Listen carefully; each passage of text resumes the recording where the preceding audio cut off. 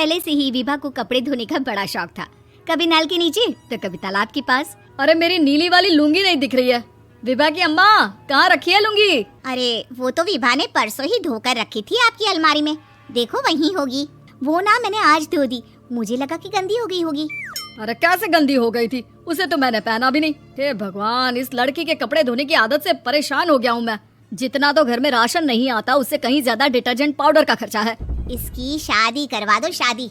जाए अपने घर में ही करे काम, फिर चाहे घर के कपड़े धोने हो या पूरे। हाँ ठीक बोल रही हूँ, देखता हूँ मैं कोई लड़का। वो दिन भी आ जाता है जब विभा को देखने लड़के वाले आ जाते हैं। लड़की मुझे अच्छी लगी।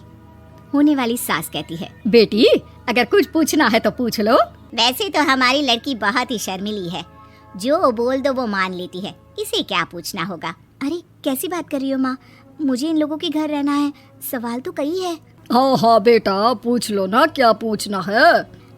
आप लोगों के घर कपड़े कौन धोता है? सास का मुंह बन जाता है। देखो, अगर तुम ये कहना चाहती हो कि तुम्हें कपड़े धोने नहीं आते तो सुन लो, कपड़े मैं ही धोती हूँ, लेकिन तुम्हारे आ जाने के बाद मैं रुमाल तक नहीं धोऊंगी। अरे चुप रहना भाग्यवान, बहू बेचारी घर आई नहीं, उसे डराना शुरू कर दिया। वो क्या है ना बिटिया, अभी तक तो ये कल्लू की माँ ही धोती थी, लेकिन अब तुम्हारे पापा तो दहेज में वॉशिंग मशीन देंगे ही। तभी विभा की माँ बोल पड़ती है, सवाल भी पूछा तो क्या। वैसे भाई साहब, मशीन की तो फिर भी कपड़े धोने की कैपेसिटी होती है, मतलब जो बिटिया दे रहे हैं ना विभा, इसे कपड़े धोने का बहुत शौक है। ये आप लोगों के क्या, आस पड़ोस गांव मोहल्ले सबके कपड़े धो दे और उफ तक ना करे। बाहर देखा नहीं आपने कितने कपड़े सूख रहे हैं? सब हमारी बिटिया ने ही तो धोए हैं। बस भी करो ना माँ, शर्म आ रही इतनी तारीफ सुनकर। और तो और एक दाग निकाल कर दिखाओ तो मान जाऊँ। हाँ अच्छा, माफ करना बेटा, मैंने गलत समझा। हमें तो रिश्ता बहुत पसंद है। और ऐसे जुड़ जाता है रिश्ता कपड़े धोने का शौक रखने वाली विभा का। उसकी शादी हो जाती है कोयला फैक्ट्री में काम करने वाले कल्लू के साथ। शादी के बाद उसकी शादी हो जाती है कोयला फैक्ट्री में काम करने वाले कल्लू के साथ। शादी के बाद अचानक विभा चिल्लाती हुई सास के पास आती है, सासू माँ, अरे सासू माँ कहाँ है आप? ये तो धोखा है, धोखा दिया आप लोगों ने मुझे। इसे ससुर के चक्कर के बारे में पता चल गया। अरे तो उसमें तुझे क्यों धोखा मिला है? अरे नल में पानी नहीं आता, कपड़े कैसे कब धुलेंगे? अच्छा, तू पानी नहीं आ रहा उसकी बात कर रही है? तो आपने क्या सोचा? कुछ नहीं। अच्छा, तेरी माँ ने कहा था कि कपड़े धोने का शौक है तुझे, याद आया मुझे।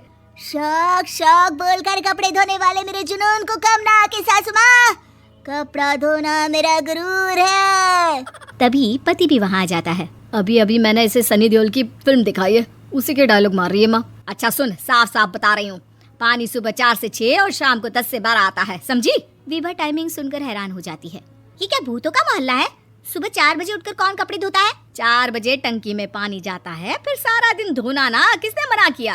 अरे कैसी बात कर रही है? 200 लीटर की टंकी में कितने कपड़े धो लूंगी मैं? सुबह ही उठ जाऊंगी मैं। अब क्या था, विभा सुबह 4 से लेकर रात के 12 बजे तक कपड़े ही धोती रहती। एक रोज सास पड़ोस से निकलकर कहीं जा रही होती है कि साथ वाली कहती है, हाँ कल्लू की माँ, जरा ये बताओ कि 2 साड़ी है, 2 ब्लाउज और एक पेटीकोट और एक नाड़े वाला लंबा कच्छा। हाँ तो? अरे तो क्या, कितना लोगी धुलाई ये बताओ। धोबन दिख रहे हैं हम क्या? हमारे पति सरकारी नौकरी से अभी रिटायर हुए हैं और बेटा सुपरवाइजर है कोयला फैक्ट्री में।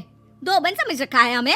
हाय रे कल्लू की अम्मा, माफ कर दो, वो तो मोहल्ले में यही सब बता रहे थे कि तुमने बहू को कपड़ा धुलवाने के काम में लगा दिया है। सास को पड़ोसन की बात सुनकर गुस्सा आ जाता है। वो घर पहुंचती है जहां घर के बाहर ही इतने सारे कपड़े सूख रहे होते हैं जितने कि किसी धोबन के घर पर। अरे ओ कल्लू की दुल्हन, बाहर निकल।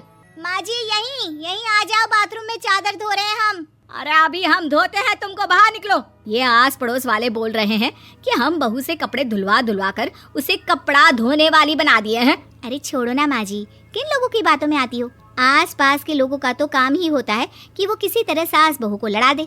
बहू सारे घर के कपड़े धोती है, ये क्या कम है? बोलिए।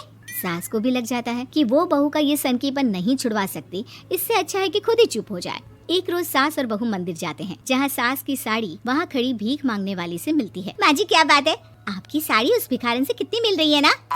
हाँ देखो तो, दोनों की साड़ी मिल रही है। क्या बात है कल्लू की अम्मा, तुम खुद को तो अफसर की बीवी बताती हो और ऐसी सिंपल सी प्लेन साड़ी पहनकर घूमती हो।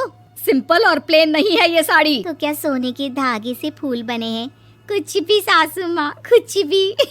हाँ बने थे इस साड़ी में सोने के धागे से फूल।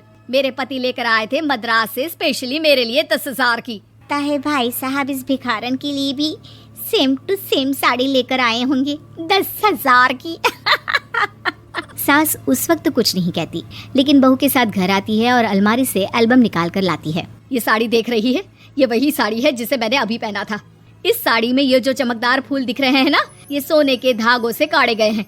लेकिन तू लोकल वॉशिंग मशीन ब्रश से घिस घिस कर सारे फूलों को निकाल कर साड़ी प्लेन कर दी।